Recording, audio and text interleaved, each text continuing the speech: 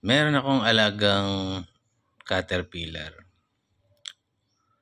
Siya yung nahuli ko na yung ilang caterpillar sa inis ko dahil malaking kalamansi ko namumunga na eh. Tapos pinatay niya. Pinatay niya yung kalamansi ko. So, hinuli ko yung may isa na lang ako natitirang caterpillar. Nahuli ko siya.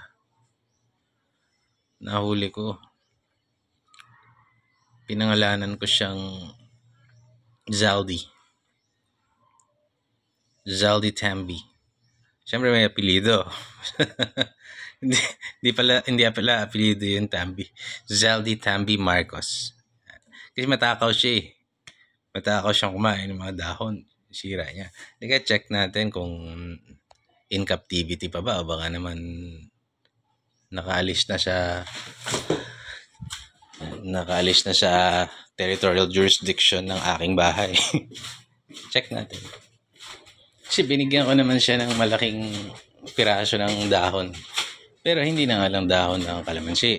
Dahon na siya ng siling haba. Oh, wala yung takip. Aroy, putang inang yon. Ito siya. Hindi pa siya nakakatakas. Yan.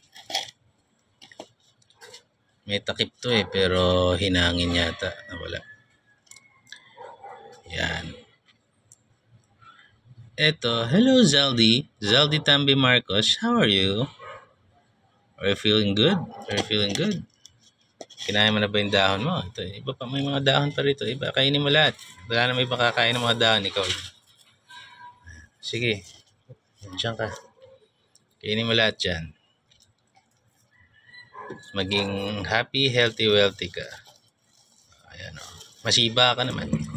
So, yan. Kainin mo lahat dyan. Okay. Ayan siya.